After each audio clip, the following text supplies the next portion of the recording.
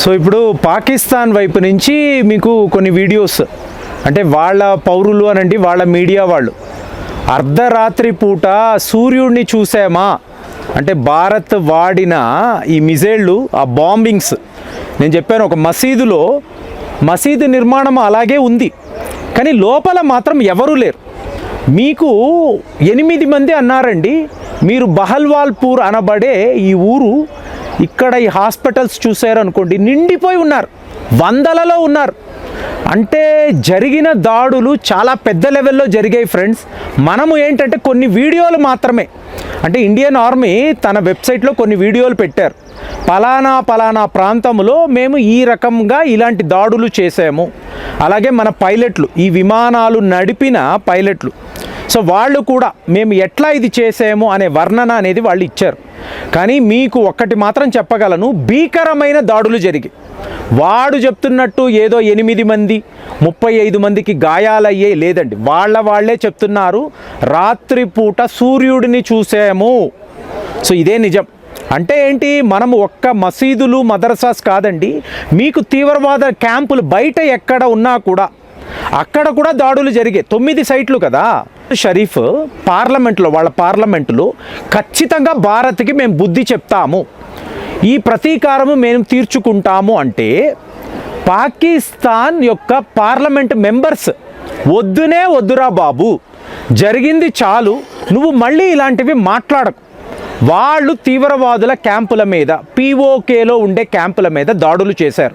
ఇప్పుడు నువ్వు ఇలాంటివన్నీ మాట్లాడి అనవసరంగా వాళ్లను రెచ్చగొట్టడం కాదండి ఫ్రెండ్స్. ఇక్కడ మీరు నమ్మరు, వీళ్ళ పార్లమెంట్లో ఇలా మాట్లాడుతున్నారు చూసారా.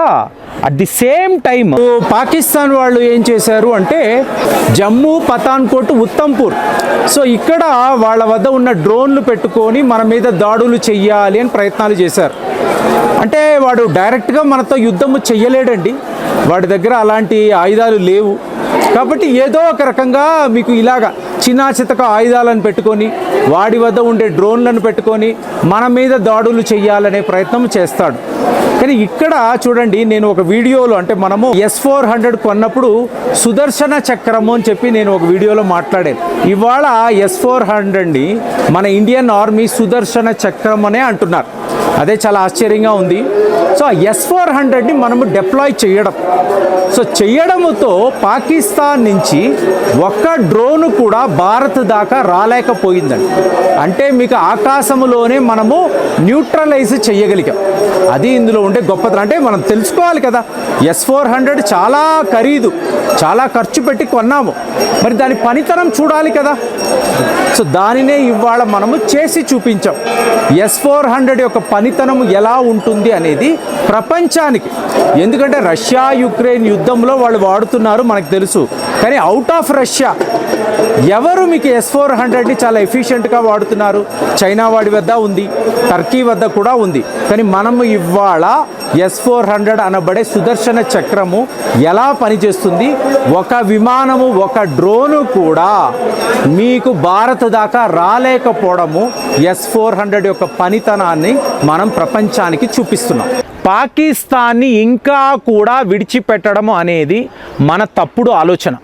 అంటే డైరెక్ట్గా పాకిస్తాన్ ఆర్మీ మీదే వాడు చెయ్యగలిగింది ఏమీ లేదండి. ఇది మాత్రం నేను చెప్పగలను.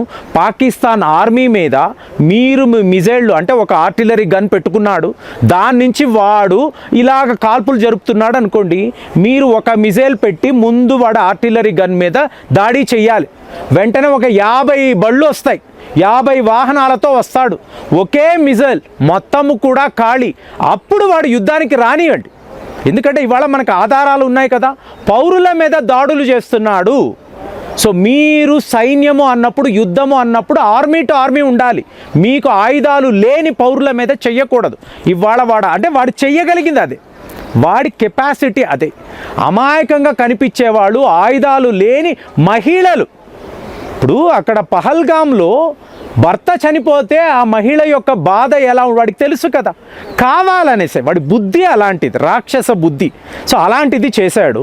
ఇవాళ మనం ఇంకా అంటే మీకు మనోజ్ నారవన్ గారు చెప్పినట్టుగా ఇంటర్వెల్ మాత్రమే అయ్యింది, అసలు సినిమా క్లైమాక్స్ అనేది రాబోతుంది. ఈ టైంలో మనం పాకిస్తాన్ మీదే డైరెక్ట్ వాళ్ళ ఆర్మీ మీదే వాళ్ళ ఎయిర్ ఫోర్స్ మీదే వస్తున్న వార్తలు ఏంటండి, F-16 విమానము కూలిపోయింది. సో ఇంత పెద్ద వార్త, మనము వాడి ప్రాంతంలోకి వెళ్ళక్కర్లేదండి, మనము పాకిస్తాన్ వైపే వెళ్ళక్కర్లే, ఇక్కడ కూర్చొని మొత్తము పాకిస్తాన్ని లేకుండా చేయగలము. అలా చెయ్యాలి. మనమే ఇవాళ పూంచ్ సెక్టార్ వద్దకి వెళ్ళి మొత్తం అక్కడ ఉండే పాకిస్తాన్ సైనికులంతా లేపుకుంటూ పోయామో అనుకోండి, వాళ్ళు తీవ్రవాదులే కదా, యూనిఫామ్లో ఉండే తీవ్రవాదులు, వాళ్ళని కూడా లేకపోతే నువ్వు వెళ్ళిపో, రాజీనామా చేసి వెళ్ళిపో, నాకు భారత్తో యుద్ధమే వద్దు, నేను చెయ్యలేనని వెళ్ళిపో. అక్కడ ఉండి మా పౌరుల మీద దాడులు చేస్తే మాత్రము నువ్వు కూడా తీవ్రవాదే, నీ మీద కూడా మా దాడులు ఉంటాయి. ఇప్పుడు మీకు ఎందుకంటే ఇప్పుడు BBC లాంటి ఇంటర్నేషనల్ మీడియాకి ఇష్టం అండి, పాకిస్తాన్ భారత్పై యుద్ధం ప్రకటించింది చూడండి ఎంతంత, అంటే అక్కడ మీకు ఇళ్లను కాల్చేస్తాడు, కాల్చేసి ఏం చెప్తాడు, ఇది ఈ భారత్ యొక్క మిలిటరీ పోస్ట్, మేము ధ్వంసం చేశాము, పాతకాలంలో వచ్చిన 4 ఫోటోలు పెడతాడు. ఇప్పుడు చూడండి హిందూ లాంటి పత్రిక, ఇప్పుడు విశ్వ హిందూ పరిషత్కి మేము ఎన్నో కార్యక్రమాలు చేశాం, అక్కడ వాళ్ళు పుస్తకాలు ఇస్తారు, ఒకసారి మీరు స్టడీ చేయండి ప్రేమ్ గారిని ఇస్తారు. ఇచ్చినప్పుడు నాకు విచిత్రంగా అనిపించేది అంటే హిందూ పత్రిక గురించి మీకు ఆర్టికల్స్ ఉంటాయి, వీళ్ళు దేశద్రోహులు, వీళ్ళు మన దేశానికి చాలా చాలా అన్యాయం చేస్తున్నారు, ఏంటి అర్థం ఏది కాదు. కొన్ని మిషనరీస్ వాళ్ళ వద్ద నుంచి ఫండింగ్ తెచ్చి హిందూ పత్రికలో పెడుతూ ఉంటారు అని చెప్పి అందులో రాస్తారు. సో ఇలాగా వాళ్ళు చెప్పే నేరేటివ్స్నే ఇందులో రాయాలి, ఎప్పుడు ఉంటుందండి. ఎన్నో పత్రికలు ఇప్పుడు హిందూ అని ఓపెన్గా అందరూ, ఎందుకంటే ఆ ఫోటోలతో వాళ్ళు అది చాలా తప్పు కదా.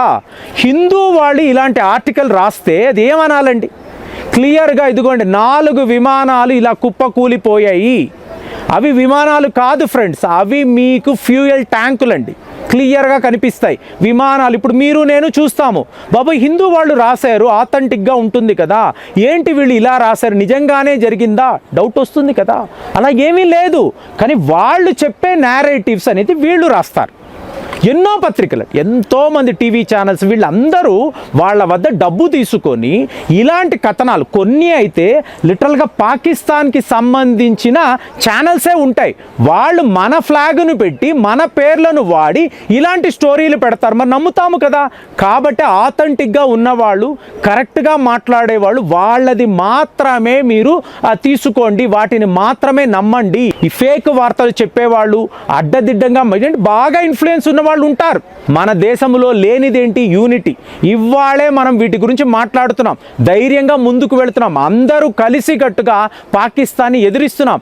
అయినా కూడా కొంతమంది దేశద్రోహులు ఎప్పుడు ఉంటారు, వాళ్ళు ఇలాంటి నేరేటివ్స్ రాస్తూ ఉంటారు. దాన్ని మనం నమ్మేమో అనుకోండి, టోటల్గా మిస్లీడ్ అయిపోతాము. ఖచ్చితంగా అది చెయ్యకూడదు. ఎలాగో అమెరికా, రష్యా లాంటి దేశాలు వాడిని ముందుకు వెళ్ళనివ్వరు, చెప్తారు ఒరే నాయనా నువ్వు చేసిన నిర్వాకం చాలురా, వాళ్ళు చేసిన దాడులు సరిపోయింది ఆపే అంటారు. ఇదేనండి మనకు కావాలి. ఒకవేళ మనం దాడులు చేయకుండా ఆలోచిస్తూ కూర్చున్నాము అనుకోండి, ఏమవుతుంది, మీరు దయచేసి ఎస్కలేట్ చేయకండి, భారత్ నువ్వు ఆగిపో, ఇలాగే కదా మాట్లాడతారు. కాబట్టి మన వైపు నుంచి దాడులు జరిగిపోయాయి, పెద్ద లెవెల్లోనే జరిగాయి ఫ్రెండ్స్, ఇదేం చిన్న దాడులు కాదండి. వీళ్ళు చెప్తున్నట్టు కాదు, మీకు అక్కడ ఆసుపత్రులు నిండిపోయి ఉన్నాయి, వీళ్ళ పాకిస్తాన్ ఆర్మీ వాళ్ళు వెళ్ళి ఆ తీవ్రవాదులని పరామర్శిస్తున్నారు. అయ్యో ఇలా అయ్యిందా, మీరందరూ ఇలా అయిపోతే మాకు ఎలాగ, ఇన్ని మాట్లాడుతున్నారు. కానీ మనము చెయ్యాల్సిన పని మాత్రము క్లియర్గా చేశాము. మన సొంత మీడియా రాస్తున్న కథనాలను కూడా ఆథెంటిక్గా ఉంటే మాత్రమే నమ్మండి, లేకపోతే ఇలాంటి ఫేక్ స్టోరీస్ని పూర్తిగా పక్కన పెట్టండి. సో ఇది నా చిన్న రిక్వెస్ట్, మీరు మాత్రం చాలా కాన్షియస్గా ఉండండి. మళ్ళీ వచ్చే వీడియోలో కలుద్దాం. జై హింద్.